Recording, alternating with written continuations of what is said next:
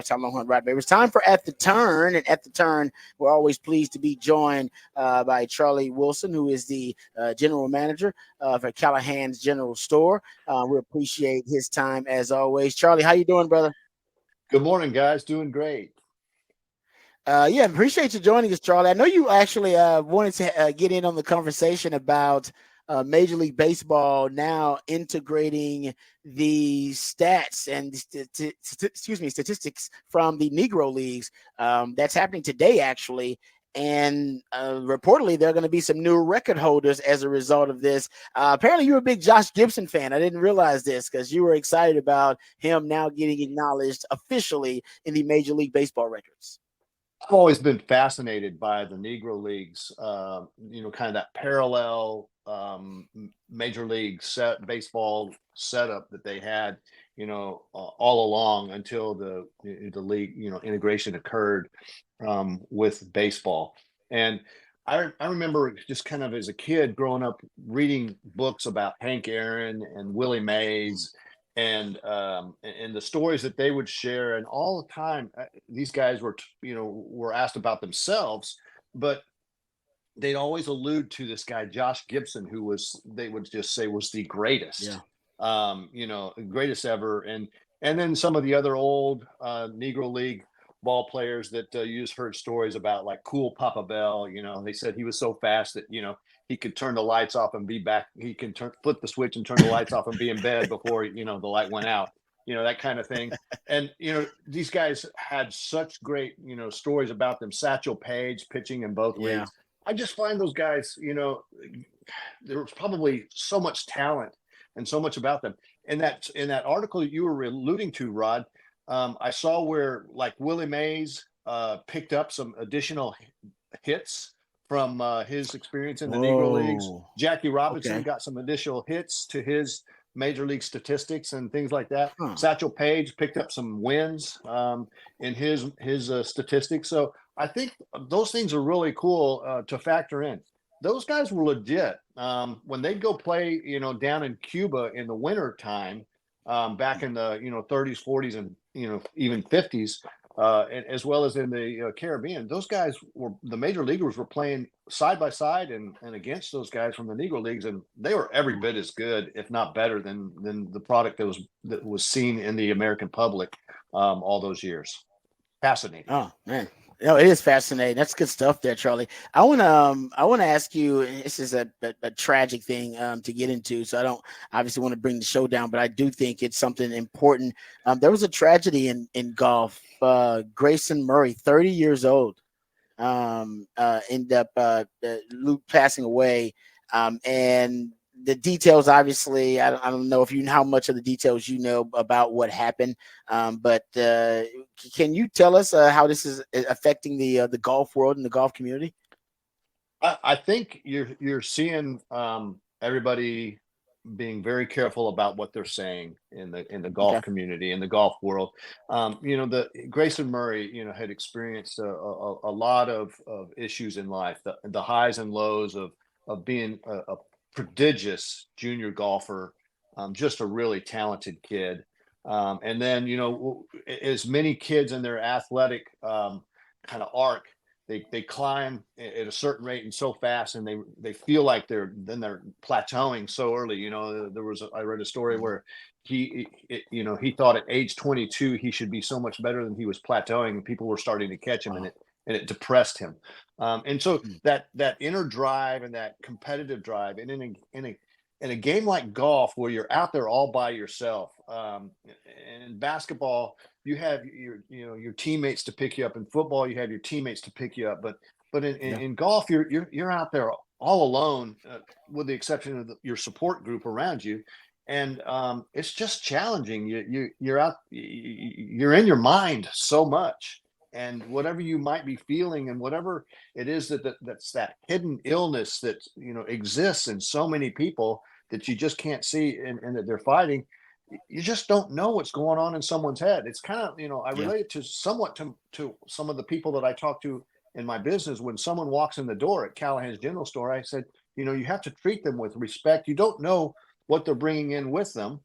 and where That's they're right. coming from and how their day is unfolding and whatnot. So treat them with respect and make their experience as good as they possibly can be, so that they can enjoy the rest of their day, and don't take anything for granted. And so I think you see a lot of this being discussed in the professional Mm. sports as well as amateur Yep. sports about the Yep. mental health aspect of what goes on. And I think Grayson Murray is a good example of someone who experienced it.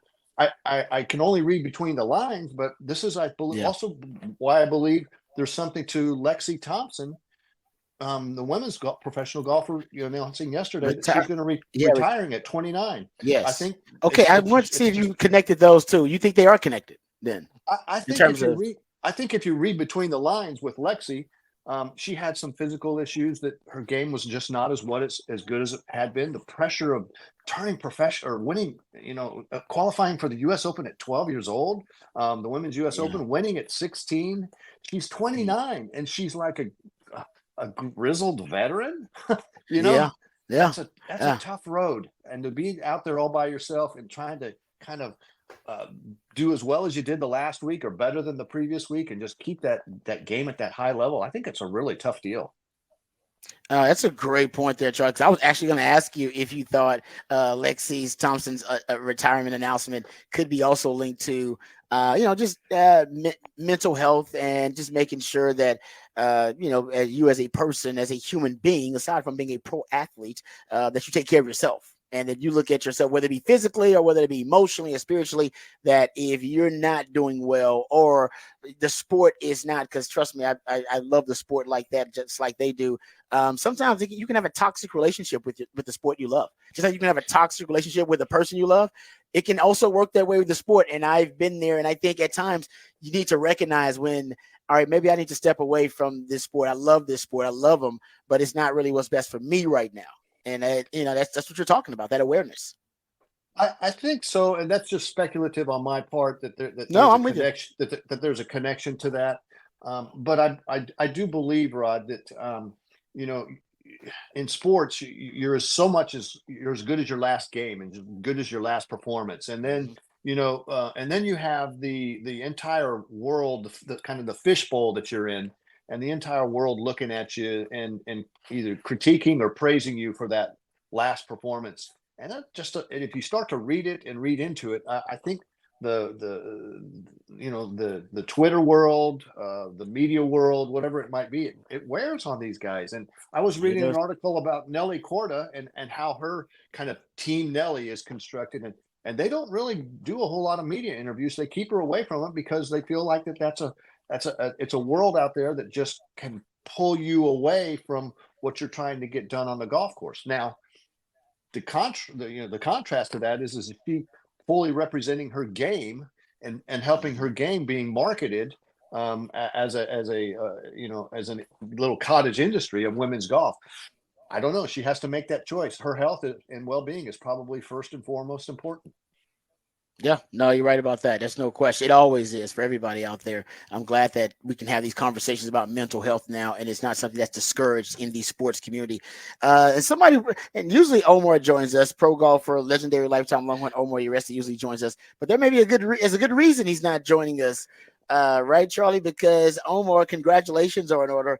He qualified for the Senior U.S. Open He to be did. in late June, right?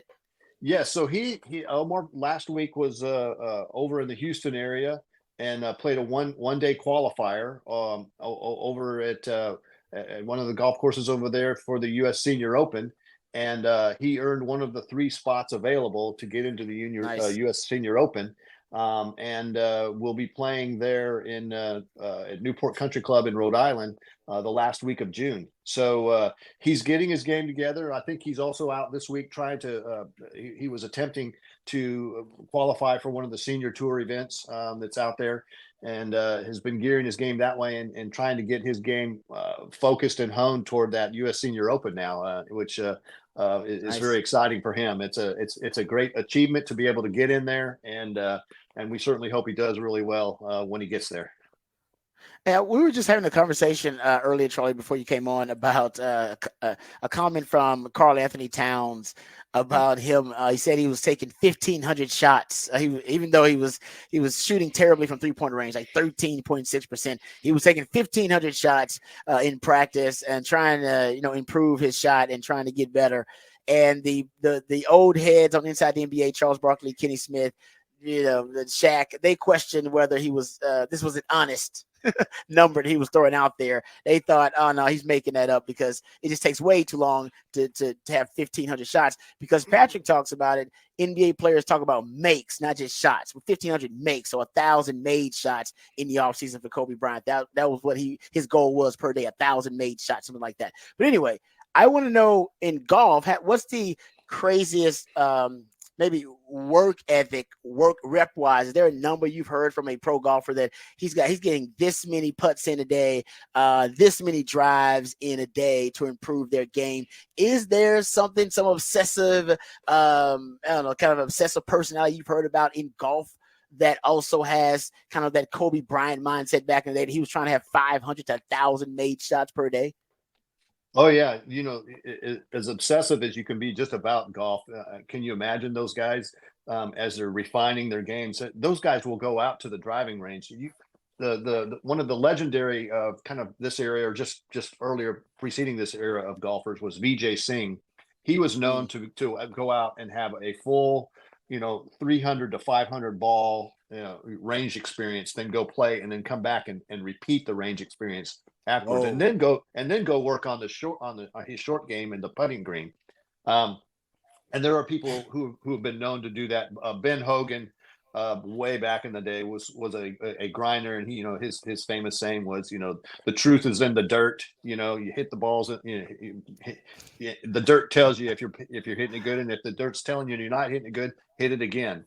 Um, and then you'll have some guys who are like Ben Crenshaw, who is very natural on the golf course, and his Harvey Pennick, his pro, told Ben, yeah, swing, hit it, but you need to go out and be on the golf course, because that's where your benefit is. And Ben spent more time on the putting green.